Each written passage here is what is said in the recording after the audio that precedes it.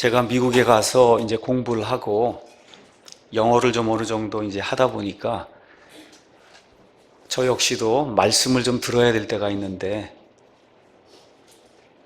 대다수의 경우에는 미국 목사님들의 말씀을 좀 듣습니다.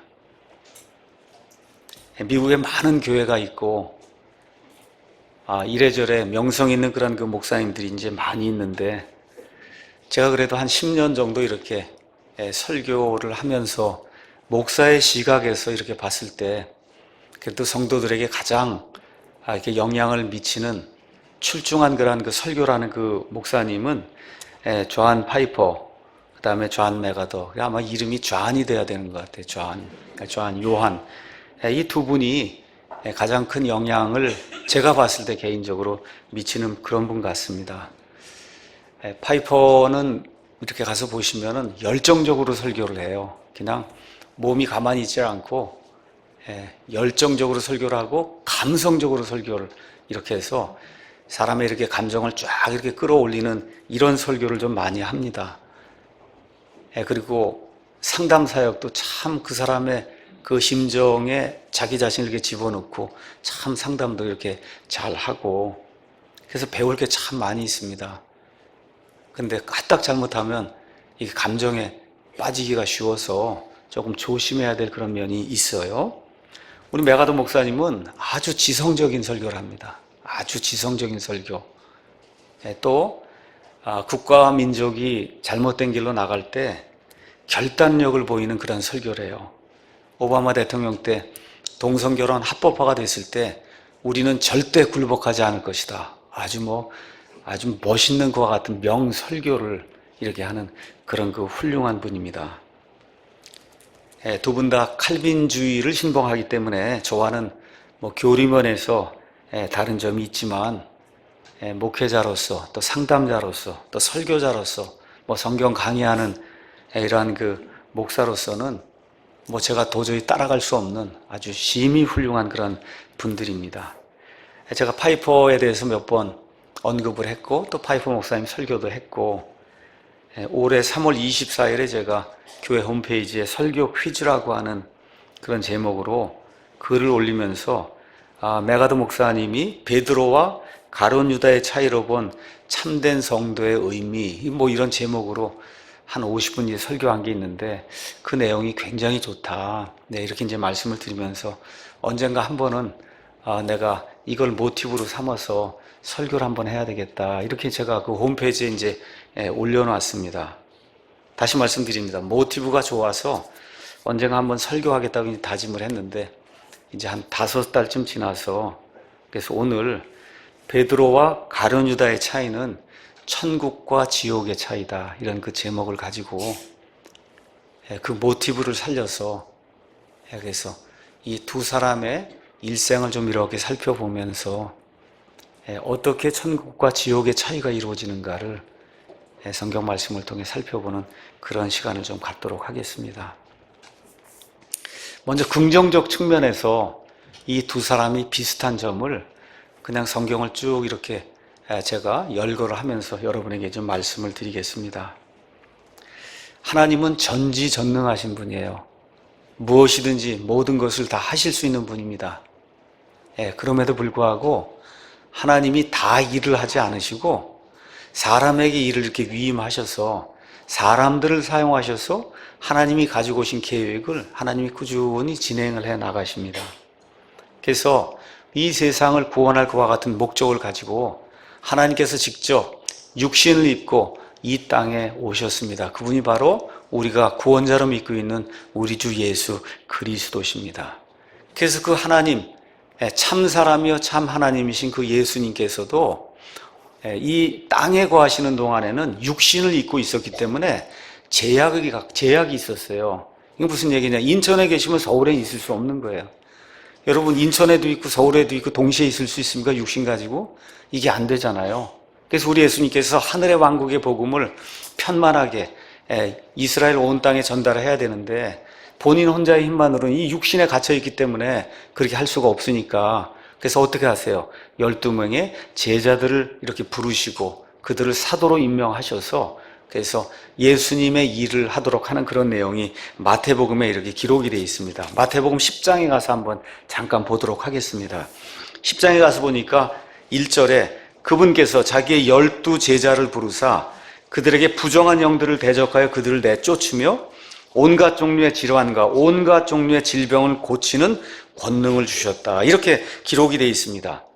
그러니까 사람들이 한 번도 보지 못했던 엄청난 종류의 그 기적과 그 다음에 이적을 행할 수 있는 그런 능력을 12명에 부여를 했단 말이에요. 그렇죠? 그러면서 예수님이 7절에 너희는 가면서 선포하여 이르되 하늘의 왕국이 가까이 왔느니라 하라. 병든 자들을 고쳐주고 나병 환자들을 정결하게 하며. 여러분, 이거 불가능한 일이었거든요. 그 다음에 더 불가능한 게 있어요. 죽은 자들을 살려주고 마비들을 내쫓되 너희가 거저받았으니 거저줘라. 예수님이라고 이렇게 하라고 했기 때문에 제자들이 나가서 예수님의 권능을 가지고 이 일을 하게 될 때 있는 그대로 병든 자들이 고쳐지고, 그렇죠? 나병 환자들이 정결하게 되고 죽은 자들이 살아나는 그런 일이 이 12 제자의 사역을 통해서 분명히 일어난 것으로 저와 여러분이 미루어 짐작을 해볼 수가 있습니다. 자, 아무도 경험해보지 못했던 예수님만이 하실 수 있던 그와 같은 그 엄청난 이적을 일으킬 수 있는 능력을 부여하니까 위임을 받고 이 사람들도 그와 같은 일을 했다고 성경이 기록하고 있습니다. 그래서 그 12명의 이름이 2절부터 4절에 나오는데 처음에 나온 사람이 베드로고, 그렇죠? 맨 마지막 4절에 나온 사람이 가룟 유다예요. 그러니까 저와 여러분이 성경 있는 그대로 읽으시면 가룟 유다도 이와 같은 일을 했던 사람이란 말이에요. 맞습니까? 베드로도 이와 같이 엄청난 기적을 했고 우리가 저 사람 아니겠지 하는 그 사람도 했단 말이에요.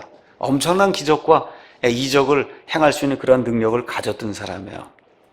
자그마치 3년 반 동안 우리 주님과 함께 다니며 동거동락했습니다. 동거동락이 뭐야? 같이 머물면서 같이 자고 같이 먹고 같이 걸어다니고 같이 이야기하고 그거를 자그마치 3년 반 동안 했어요.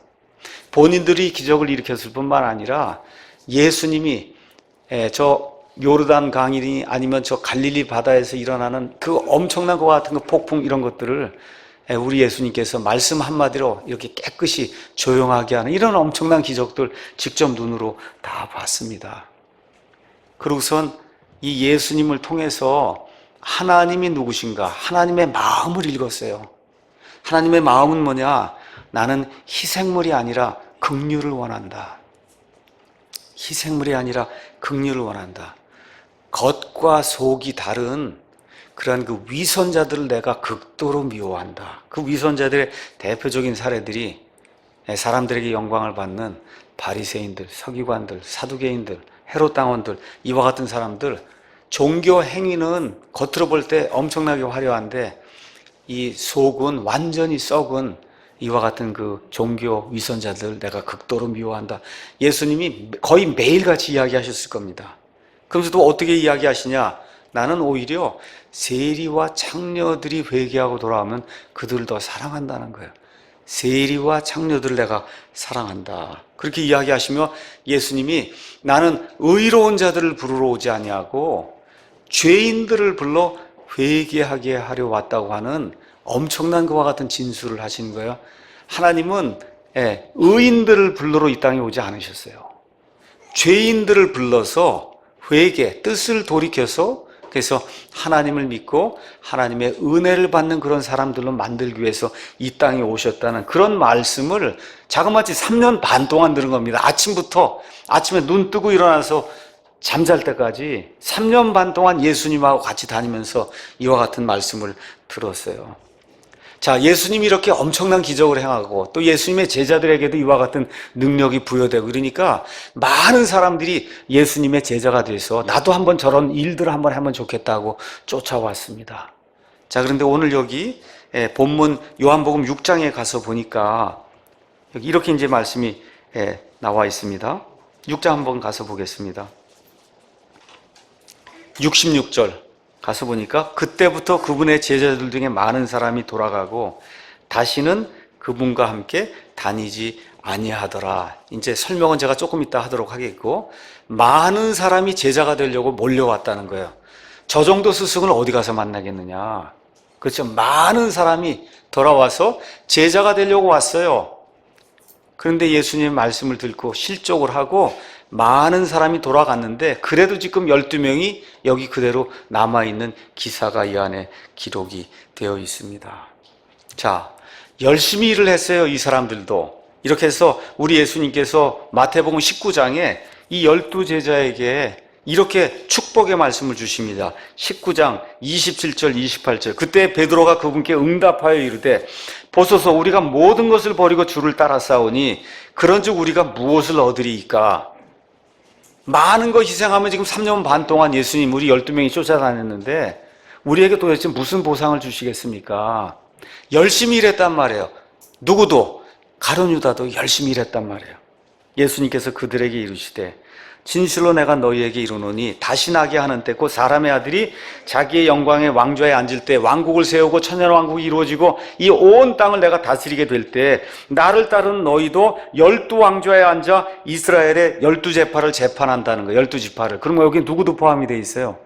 12명이니까 누구도 포함이 돼 있어요.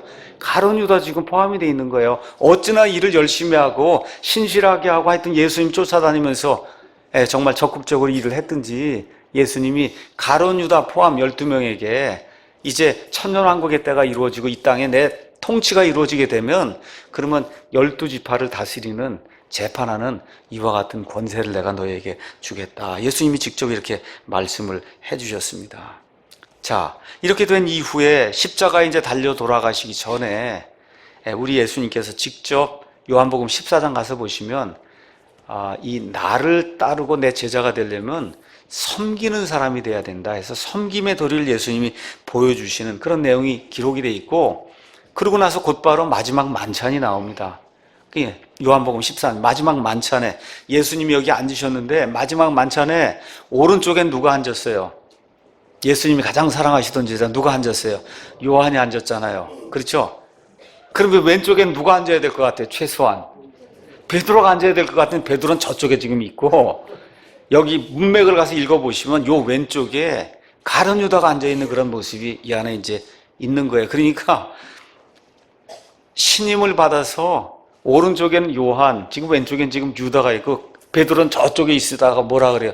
예수님한테 가서 저 사람이 누구냐 물으라고 그렇게 얘기하는 거 보니까 지금 예수님의 좌우에 앉아있는 그 중요한 인물이 좌우에 앉았을 거 아닙니까? 그렇죠? 지금 가룟 유다가 지금 여기 예수님의 왼쪽에 바로 옆에 앉아있는 그런 모습, 뭐 왼쪽이라고 정확하게 표현이 되어 있지 않지만 가서 이렇게 보시면은 그렇게 되어 있는 것을 우리가 성경에서 발견할 수가 있습니다. 자, 이 사람이 얼마나 신임을 얻었으면 이 12사람의 재정을 관리하는 이런 재정 관리자가 돼서 돈가방을 맡았다는 거예요. 우리 교회에서도 가장 신실한 사람에게 돈가방을 맡깁니다. 그렇죠? 그러니까 어느 모임이나 뭐가 있을 때 돈가방을 맡는다 하면 가장 정직하고 신실하고 누가 봐도 저 사람 훌륭하구나 이런 사람에게 돈가방을 맡기지 않겠어요? 지금 가룟 유다에게 돈가방을 맡겼다고 하는 건 참 정말 열심히 일하고 신실하게 일하고 남들이 봐도 훌륭하게 보이는 그런 일을 한 사람이 가룟 유다입니다. 자, 그래서 많은 사람들이 있었어요. 그 사람들 외에 예수님께서 특별히 12명을 뽑아서 정말 자기와 함께 하며 이런 일들을 할 수 있게 하고, 그래서 하나님이 어떤 분인가를 알 수 있도록, 그래서 질적으로 아주 우수한 그런 시간을 가질 수 있도록 하나님이 은혜를 베풀어 주셨어요. 특별히 베드로와 그 다음에 이 가룟 유다 이 두 사람 3년 반 동안 쫓아다니며 예수님이 누구신지 충분히 알 수 있도록 하나님이 기회를 주셨습니다. 자, 그래서 긍정적인 측면에서 이 사람들이 이제 가서 보면 특별히 가룟 유다, 뭐 베드로는 얘기할 거 없고, 가룟 유다는 우리가 생각하는 히틀러, 모택동, 김일성 이런 그런 사람같이 살인마가 아닌 것으로 보이죠, 여러분. 성경 기록 가서 보시면 아주 악당, 지독히 나쁜 놈, 뭐 이렇게 안 보이잖아요. 너무 훌륭하게 이렇게 보이는 거예요. 겉으로 볼 때 아주 지성인이고 이성적인 사람이고 사리 판단할 줄 알고 머리가 아주 명석한 사람이 가룟 유다였구나 하는 거를 성경 기록이 우리에게 이렇게 직접적으로 간접적으로 알려줍니다. 성경 가서 보시면 예수님 12제자를 뽑았는데 12제자의 다수가 갈릴리 어부라고 기록이 돼 있어요. 갈릴리 어부. 그래서 사도행전에 가서 보니까 이 갈릴리 어부들이, 무식한 자들이 도대체 뭘 알 수 있느냐 이렇게 이야기하는 대목이 나오는 걸 봐서 학문을 많이 하지 못한, 물론 성경 말씀엔 능통하지만 세상 학문에 그렇게 능통하지 못한 사람들로 이렇게 보여요. 근데 여기 가룟 유다가 돈가방을 맡았다는 건 거기에 리더가 돼서 이 모든 일을 계획하고 관리했다는 거 아니에요. 그렇죠? 그래서 가룟이라고 돼 있는데 영어로는 이스카리엇 이렇게 돼 있어요. 어느 지방인지는 정확하게 모르지만 이 여러 가지 정황으로 봤을 때 아마 그 당시에 신교육을 받고, 신교육, 그렇죠?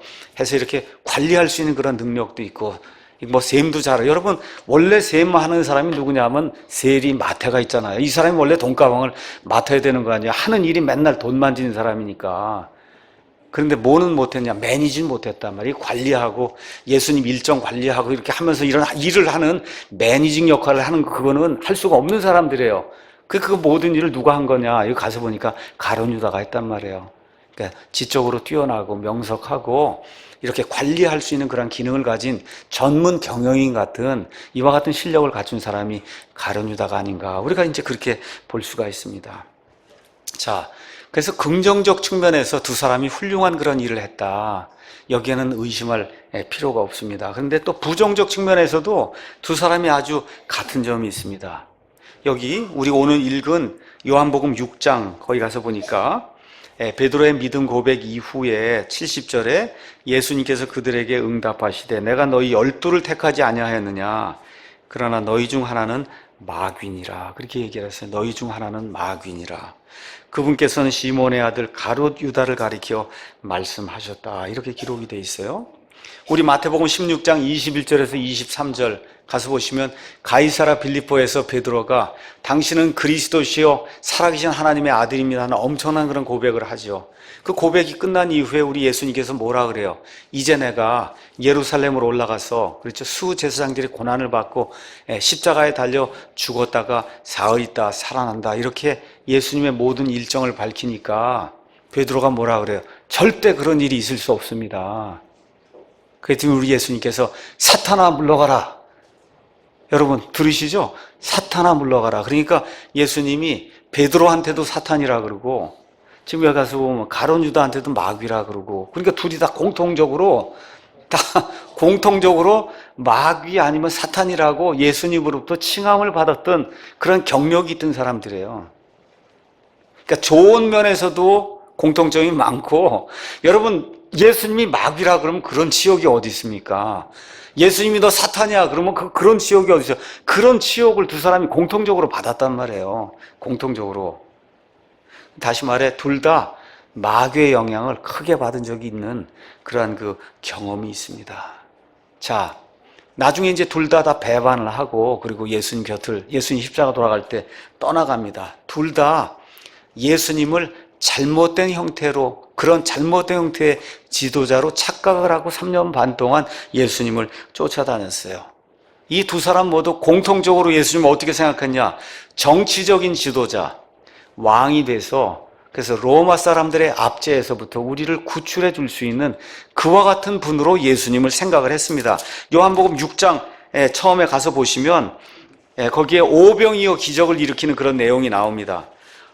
여러분, 빵 5개하고 물고기 2마리로 5,000명을 먹이니까 사람들이 그냥 엄청나게 놀라갖고 6장 15절에 그러므로 그들이 와서 억지로 자기를 데려다가 왕으로 삼으려는 거. 이 사람 하나만 있으면 의식주 문제가 깨끗이 끝나겠구나. 그렇잖아. 일하지 않아도 그냥 빵 몇 개 하고 물고기만 있으면 매일같이 5,000명씩 먹일 수가 있으니까. 그렇죠? 이러한 일들을 보통 사람들 행했고, 그 다음에 여기 가룟 유다하고 베드로도 예수님이 우리를 위해서 그런 일을 하는, 로마 제국에서 우리를 구출해 줄 수 있는 그와 같은 그 메시아, 이런 메시아로 생각을 하고 3년 반 동안 열심히 쫓아다닌 거예요. 그래서 3년 반 동안 예수님을 섬겼는데 예수님이 누구신지 알지 못하고 섬겼기 때문에 결국 그들의 삶 속에 큰 변화가 일어나지 않았던 겁니다. 자, 이 두 사람 모두 예수님을 배반했어요. 유다는 돈을 받고 군사들을 데리고 와서 예수님을 넘겨줘서 예수님 배반했습니다. 얼마로 팔았냐? 은 30개에 넘겨줬어요. 은 30개는 그 당시 노예를 팔 때 이렇게 주고받는 몸값이 은 30개예요. 그러니까 지금까지 주님이라고 그러고 선생님이라고 그러고 하나님의 아들이라고 그러고 쫓아다니던 그분을 노예 한 사람 몸값을 받고 그분을 넘겨주는 그런 악한 일을 가룟 유다가 했습니다. 자, 그럼 베드로는 좀 나은가? 둘 다 만찬 자리에 참석했습니다. 예수님이 이제 내가 잡힌다고 얘기하고 죽는다고 이야기하고 그렇게 이야기할 때 뭐라 그래요? 모든 사람이 다 부인해도 예수님 모른다 그래도 베드로가 떡 나서더니 뭐라 그럽니까? 누가복음 22장 33절에 예수님 감옥에 가면 저도 가고 예수님 죽는 자리에 가면 저도 죽는 자리에 갈 각오가 돼 있습니다. 그렇게 이야기하고는 드디어 예수님이 잡혀갔어요. 몰래 뒤쫓아가서, 그렇죠? 정말 예수님이 가장 필요로 하는 바로 그때 예수님 면전에서 3번이나 예수님을 바라보고 예수님을 부인했는데, 부인까지는 괜찮아요. 성경에 가서 보니까 저주하고 맹세하고 부인했다 그랬습니다. 나는 절대로 저 사람 모르고 저 사람 안다고 한 사람이 있으면 내가 저주하겠다. 이렇게 이야기하면서 예수님을 저주하고 맹세하며 3번을 부인했어요. 자, 그러면 악한 일 한 걸로 보면 뭐 가룟 유다나 베드로나 무슨 차이가 있어요? 없어요? 없어요, 별로. 그러니까 좋은 면에서도 큰 차이가 없고 나쁜 면에서도 큰 차이가 없어요. 둘 다 마귀라고 불렸으니까 뭐 더 이상 얘기할 필요가 없잖아요. 자, 그런데 우리가 성경 기록을 이렇게 이제 살펴봤습니다. 쭉 제가 대충 다 3년 반 동안의 그 일을 여러분에게 보여드렸어요. 근데 생각해 보니까 우리가 생각하는 베드로하고 우리가 생각하는 유다가 아니에요. 성경 기록에 나와 있는 거. 우리는 항상 아무 생각 없이 베드로는 좋은 사람이고, 그렇죠? 뭔가 좋은 일을 해서 천국에 갔구나 이렇게 생각할 거고, 가룟 유다 저놈은 아주 배반하고 뭐 이렇게 해서 아주 나쁜 놈이기 때문에 저 사람은 지옥에 가. 우리는 늘 그렇게 생각을 하는데 실제 객관적인 데이터, 역사의 데이터를 가지고 이렇게 놓고 저울에 이렇게 올려놔 보면 어때요? 둘이 똑같아요. 이렇게 올려놓으면 가룟 유다 무게나 베드로 무게나 이렇게 보면 비슷해요. 거의 저울에서 뭐 도토리 키즈에 거의 비슷해요. 그렇죠? 긍정적인 면도 있고 부정적인 면도 있고 뭐 이렇게 비슷합니다. 그런데 이상하게 이렇게 가서 보니까 성경 기록은 분명히 가서 보니까 베드로는 구원받아서 천국 백성이 됐고, 그렇죠? 가룟 유다는 구원받지 못하고 어떻게 영원토록 마귀와 함께 지옥 불 속에 들어가는 그와 같은 운명에 빠졌다고 성경이 이야기를 하고 있습니다. 지금 이 시간에도 지난 2000년 동안 교회 역사 속에서 교회 모든 성도들이 베드로는 사랑하고 가룟 유다는 싫어했어요. 그래서 미국 사람들이 이름을 붙일 때 베드로 이름은 많이 붙였어요. 피터 이름 많이 붙였습니다. 근데 어떤 사람도 아들 낳고 이름을 가룟 유다 이렇게 붙인 사람이 어디 있겠어요? 한 명도 없어요. 이름 낳고 아이들 낳고는 제 아이를 제가 가룟 유다라고 이렇게 불러야 되겠다. 이런 사람이 아무도 없어요. 그 정도로 한 사람은 성도들 모두에게 사랑을 받고 한 사람 성도들 모두에게 지극히 미움을 받는 이와 같은 존재로 지금 인식이 되어 왔고 지금까지 저와 이름을 그렇게 알고 있는데 실질적으로 여기 성경에 기록된 역사의 데이터만 놓고 보면 두 사람이 차이가 거의 없단 말이에요. 맞습니까? 두 사람이 차이가 거의 없습니다. 자, 또 어떤 사람이 또 그렇게 이야기해요. 베드로는 울고 이렇게 이제 하면서 자기가 죄인인 것을 깨닫지 않았느냐. 그렇게 이야기합니다. 그거 뭐 틀린 얘기 아니에요. 비통하게 울었다 그랬죠. 부인한 다음에. 그렇죠. 비통하게 울었다. 그런데 여러분, 마태복음 27장 3절에 가서 보면 여기 이렇게 기록이 되어 있습니다. 베드로는 이런 고백도 못 해봅니다. 가룟 유다가 어떻게 고백했는지를 아세요? 27장 3절에 그때 그분을 배반하여 넘긴 유다가 그분께서 정죄받으신 것을 보고 뜻을 돌이켜 은 30개를 수제사장들과 장로들에게 도로 가져다 주며 회개한 겁니다. 뜻을 돌이켰어요.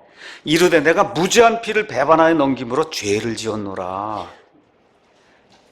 예수님의 피가 무죄한 피라고 얘기하고 내가 죄를 지었다고 이렇게 공개적으로 내가 잘못했다고 이렇게 인정한 사례가 베드로에게 있습니까? 없습니까?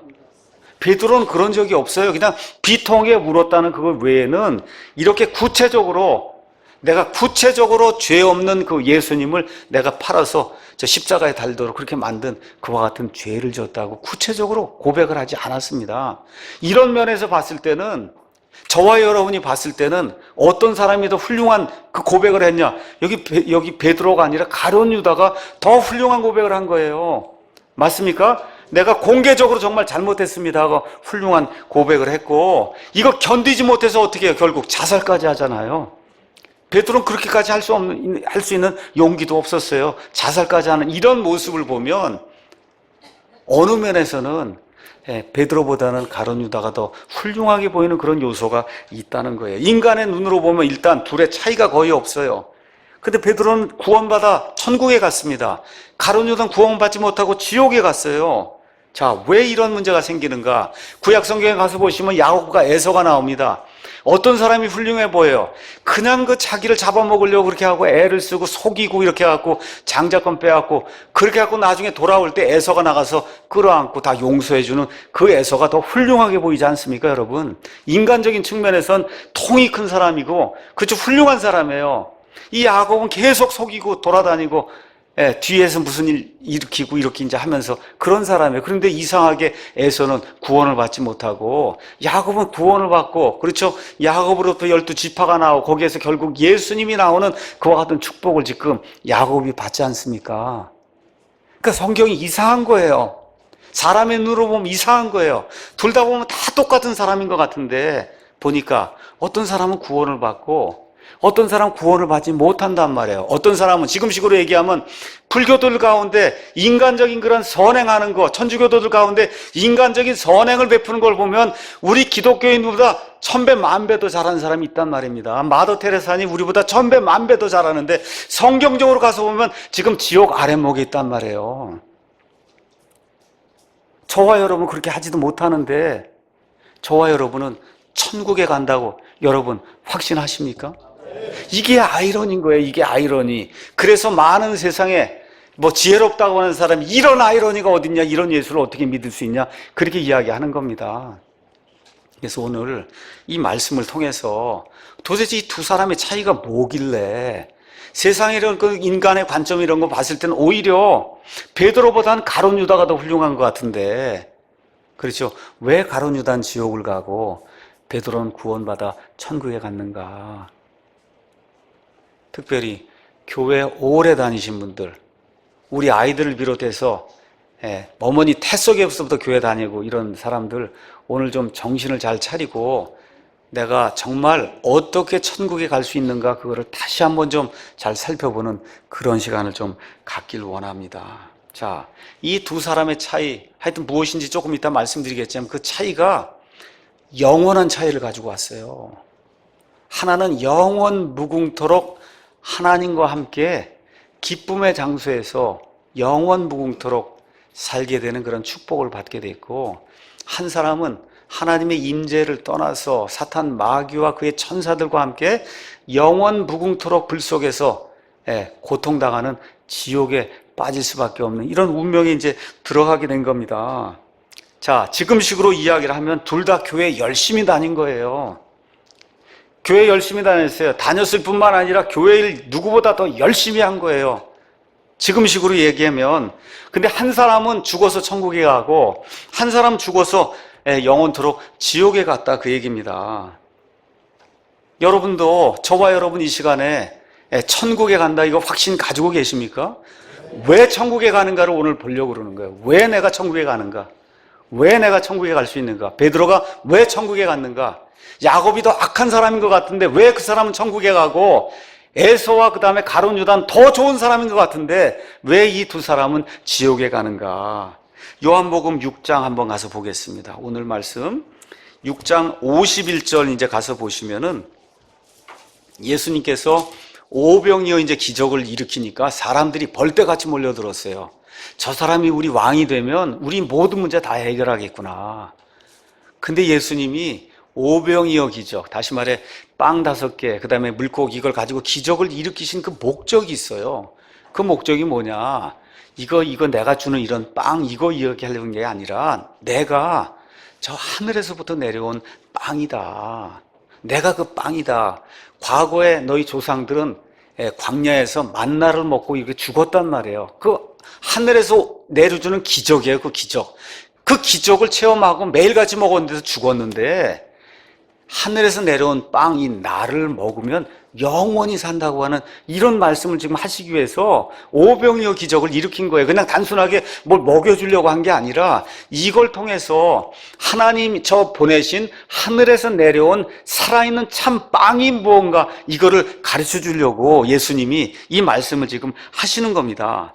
자, 그래서 51절에 나는 하늘로부터 내려온 살아있는 빵이니 사람이 이 빵을 먹으면 영원히 산다. 지금 이거 빵 나눠준 거 오병이 이거 신경 쓰지 말고 이게 왜 그런 거냐. 시청각 교육 지금 하려고 한 거다. 주의를 끌기 위해서.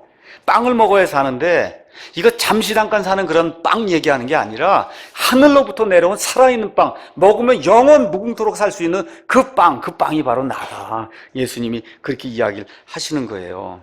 내가 주고자 하는 빵은 곧 세상의 생명을 위해 내가 주고자 하는 내 살이다. 이렇게 얘기하니까 이거 식인종인가 이렇게 되는 거잖아. 이거 살을 먹으라 그러니. 예수님께서 그러니까 유대인들이 자기들끼리 다투며 이르되 이 사람이 어찌 능히 자기 살을 우리에게 주어 먹게 하겠느냐. 이거 너무 당연한 거잖아요. 그렇죠? 그 예수님께서 그들에게 이르시되 진실로 진실로 내가 너희에게 이르노니 너희가 사람의 아들의 살을 먹지 아니하고 이번엔 또 피까지 마시라는 거예요. 여러분, 그래서 거기 기록이 돼 있잖아요. 사람의 아들의 살을 먹지 아니하고 그의 피를 마시자 하면 너희 속에 생명이 없느니라. 누구든지 내 살을 먹고 내 피를 마시는 자에게는 영원한 생명이 있나니 마지막 날에 내가 그를 일으키리라. 내 살은 참으로 양식이요 내 피는 참으로 음료이니 내 살을 먹고 내 피를 마시는 자는 내 안에 거하고 나도 그 안에 거하느니라 하고 엄청난 말씀을 하는데 이거를 그냥 문자 그대로 읽으면 식인종이 되라는 얘기잖아요. 그렇죠? 그러니까 그 말씀을 듣고 이 사람들이 뭐라고 얘기했냐. 60절에 그분의 제자들 중에 많은 사람이 이것을 듣고는 이르되 이 말씀은 어렵도다. 누가 그것을 들을 수 있으려. 여러분 그렇잖아요. 이걸 어떻게 알아들을 수 있겠어요. 그러니까 예수님께서 이 사람들이 수군거리는 걸 보시고 그리고 예수님이 말씀하시는 거예요. 62절에 그러면 너희가 이것도 깨닫지 못하면 사람의 아들이 이전에 있던 것으로 올라가는 거 이제 승천하고 하는 이런 걸 보면 너희가 어떻게 하려느냐라고 얘기하면서 내가 지금 얘기한 거는 영적인 이야기를 한 거다. 진짜 이게 살로 와서 뜯어먹고 피를 빨아먹고 이렇게 하라는 게 아니다. 그러면서 예수님이 살리는 것은 영이며 육은 아무것도 하지 못하느니라. 유익하게 하지 못하느니라. 내가 너희에게 이르는 말들은 곧 영이요 생명이니라. 이렇게 이제 말씀을 하니까 많은 사람들이 이제 떠나가게 된 겁니다. 그 다음 구절이 중요해요. 그러나 너희 중에 믿지 않는 자들이 더러 있느니라 하시니 이는 예수님께서 믿지 않는 자들이 누구며 또 자기를 배반하여 넘길 자가 누구인지 처음부터 아셨기 때문이다. 12를 택했는데 처음부터 가룟 유다는 예수님이 하나님의 아들이라는 사실을 처음부터 믿지 않기로 작정을 한 거를 예수님이 아셨다는 거예요.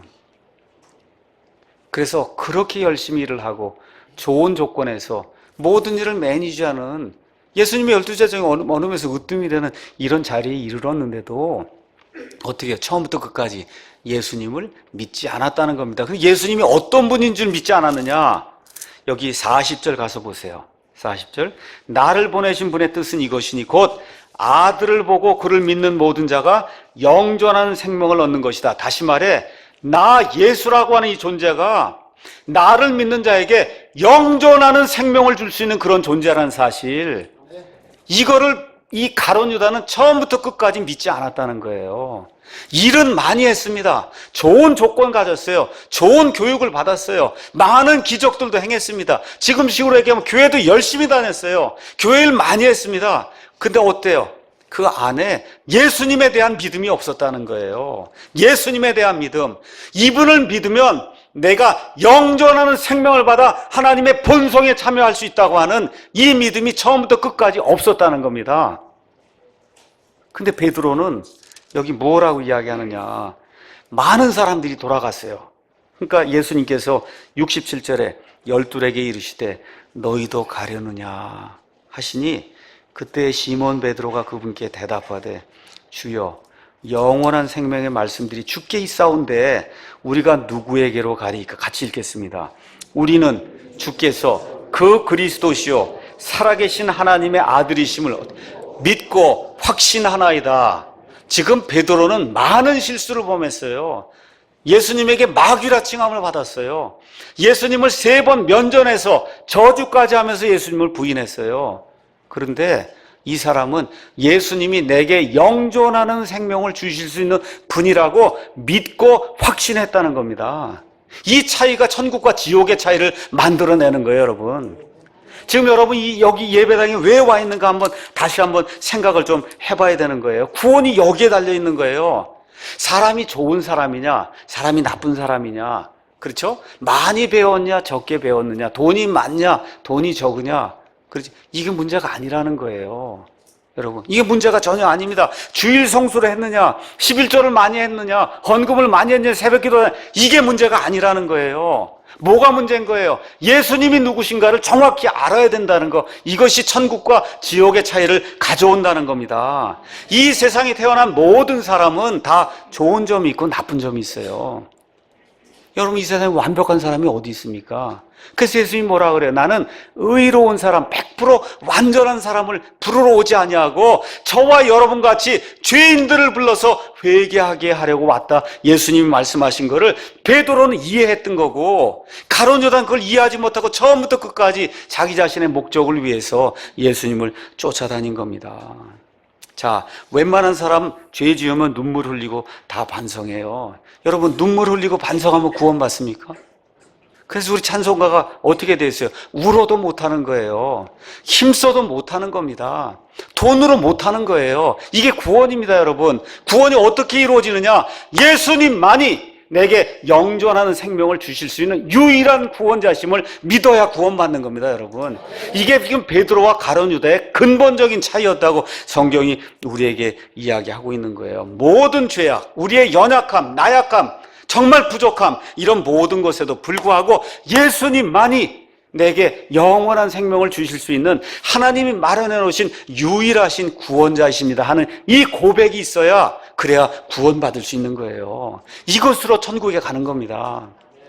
하나님이 세상을 이처럼 사랑하사 자신의 독생자를 주셨으니 이것은 누구든지 그를 믿는 자는 어떻게 멸망하지 아니하고 영존하는 생명을 얻게 하려 하심이라고 요한복음 3장 16절이 우리에게 이야기하고 있는 거예요. 종교 행위가 아닙니다. 교회 다니는 게 아니에요.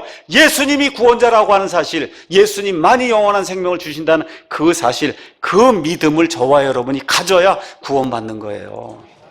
예수님이 4대 성인이다, 훌륭한 일을 많이 하셨다, 나쁜 말은 하나도 말씀하지 않았지, 죄인들을 사랑하셨지. 여러분, 이게 가룟 유다가 갖고 있던 그와 같은 예수님에 대한 그런 믿음이요, 이거 구원 못 받습니다. 아무리 훌륭한 일을 해도 구원 못 받는 거예요. 제가 그래서 이거를 구글에 가서 한번 찾아봤어요. 베드로하고 그 다음에 가룟 유다 컴패리슨, 비교 이렇게 치니까 뭐 여러 가지가 나오더라고요. 거기서 하나 글을 여러분에게 읽어드리겠습니다. 베드로가 천국에 들어갔다가 깜짝 놀랐다는 거예요. 깜짝 놀란 이유가 뭐냐? 천국이 아름답고 아주 웅장해서 깜짝 놀란 게 아닙니다. 거기 들어가 봤더니 성경에 나오는 아브라함, 이삭, 요셉, 모세, 다윗 등 아주 훌륭한 그러한 위인들 있더라는 거예요. 거기까지는 괜찮은데 그 옆에 보니까 거짓말쟁이, 도둑, 사기꾼, 창녀, 알코올 중독자가 가득하더라는 겁니다. 유심히 또 가서 보니까 초등학교 다닐 때 자기 돈 훔친 아이, 점심 빼앗아 먹은 아이, 그렇죠? 그 다음에 상냥하게 말 걸지 않았던 그런 이웃 사람, 이런 사람이 거기 다 와 있더라는 거예요, 천국에. 그래서 하나님 혹시 실수하신 건 아닙니까? 하고 하나님께 이제 물어봤다는 거예요. 그랬더니 하나님이 뭐라고 말씀하시냐면, 얘야, 저 사람들도 내가 여기 온 것을 보고 놀랐단다. 여러분, 그런 거에 지금 천국이라는 게, 우리 고린도전서 한번 보겠습니다. 고린도전서 6장 9절에서 11절. 저와 여러분이 어떤 사람이냐? 6장 9절에서 11절. 제가 읽겠습니다. 불의한 자가 하나님의 왕국을 상속받지 못할 줄 너희가 알지 못하느냐. 속지 말라. 음행하는 자나 우상 숭배자나 간음하는 자나 여성화된 남자나 남자와 더불어 자신을 욕되게 하는 남자나 도둑질하는 자나 탐욕을 부린 자나 술 취하는 자나 욕하는 자나 착취하는 자들은 하나님의 왕국을 상속받지 못하리라. 너희 중에 이 같은 자들이 덜어 있었으나 너희가 우리 하나님의 영을 통해 주 예수님의 이름으로 씻기고 거룩히 구별되어 의롭게 된 거예요. 그러니까 저와 여러분이 다 이런 사람이었단 말이에요. 옛날에 다 거짓말하고 속이고, 그렇죠? 남보다 뭐 도토리 기재긴 너보다 조금 덜하고 덜하고 이거 있어도 다 악한 존재였단 말이에요. 맞습니까, 여러분? 그런데 내 모든 죄를 깨닫고, 주여, 이게 내가 이런 사람입니다. 이게 내가 죄인입니다. 한마디로 이거를 고쳐주실 분은 나를 만든 아버지 하나님밖에 없습니다 하고, 하나님이 마련해 놓으신 유일한 구원방도 예수님을 신뢰하게 될 때 저와 여러분이 우리의 행위와 상관없이 하나님의 전적인 은혜로 구원받은 거예요. 이게 베드로와 가룟 유다의 차이라고 성경이 우리에게 이야기하고 있는 겁니다.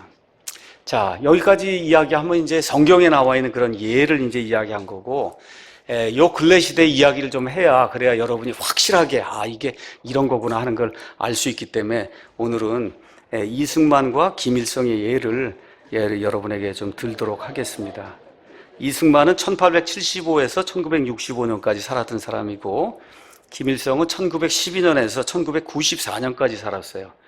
둘 다 기독교와 예수님을 접했던 사람이에요. 근데 이 두 사람의 운명이 베드로와 가룟 유다의 운명하고 똑같습니다. 하나는 천국에, 하나는 지옥에. 하나는 수천만 명에게 영혼의 자유를, 다른 하나는 수천만 명에게 압제와 속박을 주고 적어도 500만 명 이상을 학살하는 그런 악한 일을 저질렀어요. 왜 이런 차이가 났는가 여러분에게 알려드리려고 합니다. 둘 다 교회 다녔습니다. 둘 다 교회 다녔어요. 둘 다 교회 다녔어요. 이승만도 교회 다니고 김일성이도 교회를 다녔습니다. 자, 근데 그 차이가 뭐냐? 이승만은 예수님을 알았고 김일성은 예수님에 대해 알았어요. 잘 이해하셔야 돼요. 이승만은, 베드로는 예수님을 알았고 가룟 유다와 김일성은 예수님에 대해 알은 거예요. 이 차이가 천국과 지옥의 차이를 만들어내는 겁니다. 자, 그래서 김일성은 선무당이 사람 죽이는 그와 같은 대표적인 사례다. 이제 조갑재 씨가 쓴 글이 있는데 여러분에게 이렇게 좀 각색을 해서 말씀을 드리겠습니다. 자, 먼저 김일성은 예수님 믿기 너무 좋은 그런 가정에서 태어났습니다. 그래서 제가 이야기하는 거예요. 좋은 가정, 예수님 믿기 좋은 가정에서 태어난 사람이 불행하게 되면 그건 더 불행한 거라는 거 여러분에게 말씀드리려고 그래요. 극악무도하게 기독교를 탄압한 김일성은 기독교 집안에서 출생했어요. 아버지 이름이 김영직인데 1911년 미국의 기독교 단체가 만든 미션 스쿨 숭실중학교에 입학을 했어요. 아버지가 숭실중학교. 여러분 저 숭실 대학 이런 거 다 기독교 학교라는 거 아시죠? 어머니는 강반석인데 창덕학교 교장 강도눅 장로의 둘째 딸이에요. 어머니가 장로의 둘째 딸이에요. 반석도 성경 베드로그 반석 거기에서 따온 거예요. 아버지가 너 반석처럼 살아야 된다 해서 그 어머니 이름을 강반석이라고 지어준 겁니다. 그래서 강반석은 고향인 칠골교회 집사로 봉직을 했어요. 그래서 김일성은 어린 시절에 어머니를 따라 매주 교회 나갔어요. 주일학교 다닌 거예요, 여러분. 주일학교에서 김일성의 외할아버지 강도눅은 성경을 가르쳤어요. 그의 육촌동생 강양욱은 소년 김일성의 주일학교 담당 교사였어요. 그러니까 예수님을 알 수 있는 기회가 그냥 태어나자부터 김일성에게 주어진 거예요. 자, 그런데 인간의 가치관 형성에 어린 시절의 체험이 끼치는 영향은 매우 크다. 이렇게 이야기하면서 김일성식 북한 공산주의의 의식과 행태에서 보이는 기독교적인 요소, 10계명과 유일 사상 확립을 위한 10대 원칙 이런 게 있다는 거예요. 그게 마치 다 김일성이 이런 기독교 체험에서 10계명 이런 데서 나오고 있다. 이런 주장도 있다는 겁니다. 그래서 김일성의 기독교 체험은 그가 중국어로 건너가 증오와 거짓의 이론인 공산주의와 만나면서 마귀의 논리로 변질이 돼서 노예제 사회의 수령 지배 체제를 지탱하는 도구로 악용이 되었다. 그래서 김일성, 김정일, 김정은 주의는 가짜 기독교가 악성 공산주의와 교배와 낳은 변종인 셈이다. 말 그대로 그는 어려서부터 예수님에 대해 알았지만 예수님을 몰랐어요. 예수님에 대해 알았지만 예수님을 몰랐어요. 어떻게 예수님을 알아야 되냐? 유일하신 구원자, 영원한 생명을 주실 수 있는 그분으로 믿고 따라야 되는데, 주일학교 가니까 사탕 주고 껌 주고, 그렇죠, 착하다 그러고 이런 윤리와 도덕 교육을 그걸 다 끝나고 말았다는 겁니다. 그래서 그 좋은 환경에서 그 당시 이렇게 기독교 가정에 태어나는 게 행운입니다, 여러분. 맞습니까? 그런 상황에서 태어나서도 그 기회를 살리지 못하고 오히려 예수님 믿는 자들을 잡아 죽이고 500만 명을 살해해서 죽이는 이와 같은 악한 일을 김일성이가 저지르게 됐어요. 그건 누구하고 똑같아요? 가룟 유다하고 똑같은 거예요. 그래서 영원한 생명을 주시는 구원자인 줄 몰랐어요. 수많은 사람 죽이고 반대자들 숙청하고. 그래서 우리 문재인 대통령이 아마 다음에 북한에 가면 아오지 탄광도 한번 가서 보시고 요독 수용소도 한번 가서 보시고 실상을 한번 좀 보면 좋을 것 같아요. 기쁨조 이거 다 만들어 놓고 호의호식 떵떵거리며 살았지만 지금 상태가 어떻게 돼 있냐? 가룟 유다와 함께 지옥의 제일 뜨거운 아랫목을 지금 차지하고 있는 겁니다. 자, 이승만에 대해서 이야기하겠습니다. 예수님을 믿기에 악조건에서 태어났어요. 그 유교 사회에서 어떻게 예수님을 믿습니까? 야소교 이거 믿으면 죽는데. 그렇죠? 이런 상태에서 태어났어요. 그래서 원래 전주이시 양녕대군의 후손으로 끈질기게 과거 시험에 도전했지만 이 탐관 노리들의 이런 부패 이런 것 때문에 낙방을 거듭했습니다. 갑오경장으로 과거 시험이 없어지자 좌절에 있을 때 친구의 소개로 배제학당에 나가면서 미국인 선교사들과 접촉하기 이제 시작했어요. 그리고 결국은 쿠데타를 일으키고 한성 감옥에서 그 안에서 예수님이 내게 영원한 생명을 주시는 분이라는 사실을 몸소 깨닫고 말 그대로 성령 충만하게 되는 그와 같은 경험을 직접 해서 말 그대로 감옥에서 40여 명의 사람을 주님께로 이끈 바울과 신라와 같은 그런 역할을 했던 그런 사람이 이승만 대통령입니다. 자, 그 이후에 천국 시민이 돼서 영원한 자연이 된 이후에 그의 기독교 정신은 미국으로 건너가 합리정신, 과학정신, 청교도 정신, 자유민주주의에 만나 더욱 심화되면서 국민국가 건설의 윤리와 이념이 되었습니다. 이승만이 미국 사람들보다 더 일찍 스탈린과 공산당의 본질 및 전략을 간파한 다음 대한민국을 반공, 자유민주주의 토대 위에 세우기로 결심한 것은 그의 기독교적 세계관이 공산주의의 내면을 투시할 수 있었기 때문이다. 이렇게 이제 이야기합니다. 그래서 조갑재 씨가 이렇게 이야기해요. 인간의 운명은 어떤 무대에서 노는가에 의해 결정되는 면이 강합니다. 우리 아이들도 마찬가지잖아요. 이 옆에 깡패들하고 놀면 깡패가 되는 거고, 그저 공부 열심히 하고 열심히 살려고 하는 아이하고 놀면 좋은 아이가 되는 거거든요. 김일성은 후진된 대륙문화권에서 기어다녔고 이승만은 선진 해양문화권에서 뛰어다녔습니다. 그래서 독재, 미신, 폐쇄, 권력주의의 그 대륙성과 자유민주주의, 개방, 관용, 과학, 법치주의의 해양성은 지금도 이 시간에 한반도에서 격돌하고 있는 거예요. 그래서 제가 여러분에게 말씀드리는 겁니다. 중국, 러시아, 북한을 숭배한 건 멸망할 수밖에 없는 거고 미국, 영국을 좋아해야 살아남을 수 있는 거예요. 똑같이 기독교에서 출발한 남북한 두 지도자는 그 후 체험으로 인해 한 사람은 사탄의 제자가 됐고 한 사람은 예수 그리스도의 자유의 수호자란 두 극단의 모습을 갖게 되었습니다. 그래서 진정한 기독교 플러스 자유민주주의, 이거 대한민국이고, 그 다음에 북한은 가짜 기독교, 스탈린주의, 이게 북한의 수령 지배 체제다. 이게 조갑재 씨가 이야기하는 게 이게 기독교 목사가 이야기하는 게 아니에요. 여기서 가짜 기독교인 김정일 세력은 남한의 기독교에 침투하여 거짓 선지자들을 많이 만들어 놓는 데 성공했다. 교회 안에서 좌파하고 이런 사람들 다 김정일이 만들어 놓은 거짓 선지자라는 겁니다. 김정일이나 남한의 거짓 선지자들은 폭력과 거짓으로서 인간이 가진 야만성, 그 다음에 악마성, 야수성에 파고들었다. 이게 이야기하면서 한국 기독교가 이 나라에 미친 영향을 이렇게 요약 정리하고 있습니다. 한국 기독교는 19세기 말 한국에 들어온 이후 나라와 민족의 운명과 스스로를 일치시킨 애국, 애족, 종교로 승화되었습니다. 개화기의 한국 기독교는 언더우드, 알렌, 아펜젤러 등 외국 선교사들의 도움을 받아가면서 교육기관, 병원 설립에 적극적으로 나섰습니다. 광해원, 이화여대, 배재학당 등이 대표적인 사례입니다. 기독교는 주로 미국 선교사를 통해서 전해졌고 여기서 한미 간의 우호 관계가 시작되었습니다. 일제강점기에는 독립운동에 기독교가 나섰습니다. 3.1운동이야말로 기독교가 민족의 운명과 손잡은 역사적 사건이었습니다. 33명의 지도자 가운데 16명이 기독교인이었습니다. 3.1운동의 비폭력, 무저항주의 정신은 기독교식 저항운동의 한 표상이 되었습니다. 평양의 산정행교회 주기철 목사가 순교한 것이 그것이 상징하듯 한국의 기독교는 일제 신사 참배 강요에 저항하였습니다. 광복 후 기독교는 악마의 교리인 공산주의와 대결해야 했습니다. 조만식 선생이 대표하는 북한의 기독교 세력은 소련 북한 공산당의 탄압에 희생되었습니다. 많은 북한의 기독교인들이 남쪽으로 내려와 남한에서 기독교를 확산시켰습니다. 남한의 기독교 세력은 독실한 기독교 신도인 이승만이 지휘한 건국운동에 동참하였습니다. 많은 기독교 신도들은 6.25 전쟁 중 납북되고 학살당했습니다. 두 아들을 공산당 송에 잃고서도 그 범인을 용서했던 손양한 목사의 순교가 대표적입니다.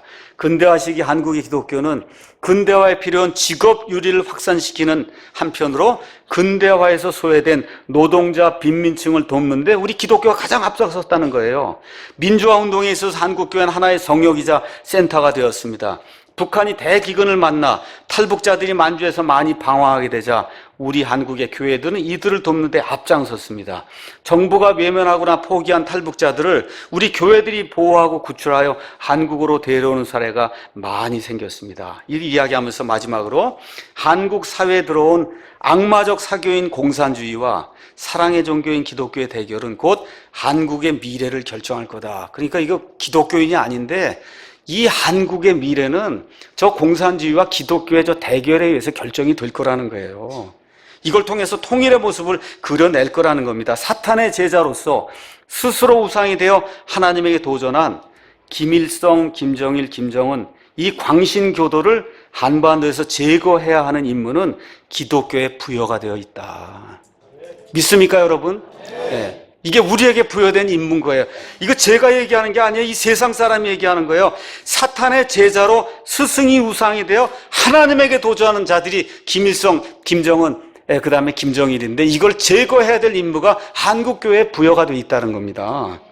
성경의 말씀을 빌려 이야기한다면 하나님은 북한의 공산주의를 설치하여 그것을 매로 삼아 한국의 기독교 세력을 단련시키고 이 기독교 세력을 써서 지구상의 마지막 전체주의를 끝내시려고 작심한 그런 모양입니다. 그래서 김일성에게 쫓겨났던 기독교가 그 아들과 손자를 상대로 사랑의 복수를 성공시킬 때 북한 주민들은 구출되고 정의는 구현될 것입니다라고 이 조갑재 씨가 이야기한 조갑재 씨는 근데 정확하게 역사를 지금 보고 있는 거예요. 객관적인 그런 역사적 데이터를 가지고 기독교가 어떤 일을 했는 건가. 다시 말해 기독교가 들어가면 개인과 가정과 사회와 국가에 긍정적인 영향을 미치면서 하나님이 기뻐하시는 아름다운 사회가 된다는 거. 이거를 지금 잘 제대로 믿지 않는 그분도 역사를 보면서 우리에게 이야기를 해주는 거예요. 이것이 바로 예수님의 기독교 정신이 들어갈 때 사회가 변화되는 그런 모습이라고 우리가 분명하게 이야기할 수가 있습니다. 오늘 결론의 말씀 드리도록 하겠습니다. 오늘 우리가 베드로를 살펴봤어요. 가룟 유다를 살펴봤습니다. 이승만, 김일성 다 살펴봤어요. 자, 이제 우리를 한번 살펴보죠. 우리는 좀 어떤가? 우린 좀 나은가? 베드로보다 좀 나은가? 아니면 가룟 유다보다 좀 나은가? 낫습니까, 여러분? 다 똑같아요. 다 똑같아. 다 죄투성이에요. 그래서 여기 디도서 가서 보니까 너무 훌륭한 말씀이 정말 그냥 암기하고 매일같이 읽으면 좋은 그런 말씀이 여기 디도서 3장 3절에서 7절에 이렇게 기록이 되어 있습니다. 제가 읽어보겠습니다. 3절. 우리도 한때는 어리석고 불순종하며 속임을 당하고 여러 가지 정욕과 쾌락을 섬기며 악의와 시기 가운데 살고 증오하며 서로 미워하였으나 이게 우리의 과거 상태란 말이에요. 사람을 향한 하나님 곧 우리 구원자의 친절과 사랑이 나타난 뒤에 그분께서 우리를 구원하시되 우리가 행한 의로운 행위로 하지 아니하시고 오직 자신의 긍휼에 따라 다시 태어남의 시침과 성령님의 새롭게 하심으로 하셨고 예수 그리스도 곧 우리의 구원자를 통하여 우리에게 성령님을 풍성히 부어주셨으니 이것은 우리가 그분의 은혜로 의롭게 되어 영원한 생명의 소망에 따라 상속자가 되게 하려 하십니다. 여러분 얼마나 멋있어요. 맞습니까? 이것이 베드로와 가룟 유다의 차이를 만들어낸 거예요. 이것이 이승만과 김일성의 차이를 만들어낸 거예요. 이것이 천국에 들어가는 성도들과 그 많은 좋은 업적과 행위에도 불구하고 지옥불 속에 들어갈 수밖에 없는 그 좋은 사람들의 차이가 바로 여기에서 나오는 거다. 성경이 우리에게 이야기하고 있습니다. 그래서 요한복음 17장 3절에 영생은 이것이니 저희가 그 사람들이 유일하신 참 하나님이신 아버지와 아버지께서 보내신 자 예수 그리스도를 아는 거다. 그분을 정확히 알아야 그래야 구원이 이루어지는 거예요. 이렇게 알고 믿으면 삶의 변화가 생기는 거예요. 베드로가 얼마나 고생했겠어요. 예수님 그 면전에서 3번 저주하고 부인하고 나서 고개를 들지 못하고 말 그대로 스트레스 쌓이고 우울증에 쌓여서 제대로 삶을 살지 못했을 거예요. 근데 어떻게 됐어요? 예수님의 이게 영원한 생명이 들어가서 그를 변화시키니까 이 세상에서 가장 훌륭한 설교자가 됐잖아요. 한 번에 설교해서 3,000명이 회개하고 돌아섰으니까 그런 사람이 얼마나 있어요. 그렇지 않습니까? 초대교회를 확실하게 세웠잖아요. 우리 이승만 대통령이 변화가 되니까 자유민주주의 체제 확립하고 반공주의 확립하고 이 남한 땅에 수천만 명의 영혼의 자유를 허락해주는 이 놀라운 일을 하고 하나님의 영원한 자유들이 지금 천국에 가서 영원한 자유를 누리고 있는 거 아닙니까, 여러분? 맞습니까? 예. 그렇지 않으면 어떻게 돼요? 삶도 불행해지는 거예요. 삶도 불행해져요. 어떻게 돼요? 가룟 유다처럼 자살한단 말이에요. 하여튼 여러 가지 그런 일들이 발생을 하는 거예요. 이거 좌파 정치인들이 이게 자살하는 거. 안 되는 겁니다, 이게. 김정일처럼, 김일성처럼 수천만 명 학살하고 죽이고 하는 이런 일을 해서 수많은 사람들에게 불행을 가져다 주는 그런 일들이 생기는 겁니다. 그래서 우리 아이들에게 제가 오늘 아침에 다시 한번 부탁하는 거예요. 예수님이 누구신가를 정확히 아는 게 그게 기독교입니다, 여러분. 그냥 교회만 오는 거 소용이 없어요. 예수님에 대하는 거 소용이 없어요. 예수님이 누구신가를 정확하게 알아야 그래야 구원받는 거예요. 하나님은 올바른 그런 가치 교육을 저와 여러분이 우리 아이들에게 시켜야 되는 겁니다. 어찌나 세상이 타락했는지 대통령의 언행을 보니까 공안 검사가 보니까 어때요? 공산주의자하고 거의 똑같아서 공산주의자라고 이야기했는데 이제 이게 무죄가 되는 이런 시대. 청와대 행정관의 3분의 1이 주사파다 지금 김일성을 쫓아가는 이런 시대에 저와 여러분이 살고 있어요. 이런 시대에 저와 여러분 무엇을 해야 되느냐? 이 하나님의 영원한 생명이 들어가서 영원한 진리가 이렇게 들어가게 됐을 때 어떻게 해야 돼요? 그 진리에 따라 옳고 그른 거를 구분하고 옳은 걸 옳다 그러고 옳지 않은 건 옳지 않다고 이야기하고 사람들에게 알리고 우리 아이들에게 교육을 시켜서 하나님이 우리에게 주신 천부적인 이 자유를 지켜서 우리 아이들에게 자유로운 대한민국을 넘겨줘야 되지 않습니까? 자유롭게 예배 드릴 수 있는 교회를 넘겨줘야 되지 않습니까? 어디서든 자유롭게 성경 말씀 읽고 이것대로 해석하고 이것대로 생활할 수 있는 이와 같은 신앙의 자유 넘겨줘야 되지 않습니까? 이러한 일들을 위해서 저와 여러분이 이 시간에 해야 될 다른 거 없습니다. 회개하고 하나님께 돌아가야 되는 거예요. 회개하고 하나님께 돌아가고 이 나라를 지켜달라고 할 때 우리 하나님께서 베드로에게 베풀어 주신 그와 같은 그 은혜, 이승만 대통령에게 베풀어 주신 그와 같은 은혜, 저와 여러분에게 베풀어 준 그와 같은 은혜, 그 은혜를 우리 아이들에게 풍성하게 베풀어 주실 줄로 믿습니다. 기도하고 마치겠습니다. 아버지 하나님 감사합니다. 무엇이 천국과 지옥의 차이를 만들어내는가? 예수님이 들어가면 사람이 어떻게 변화가 돼야 되는가? 구원받는 것이 무엇인가? 아버지, 오늘 성경과 세상의 사례를 통해 말씀을 드렸습니다. 아버지, 이 나라를 주님께서 지켜주시고 신앙의 자유를 지켜주시기를 간절히 원합니다. 주님만 홀로 영광 받으실 간절히 원하오며 예수님의 이름으로 기도하옵나이다.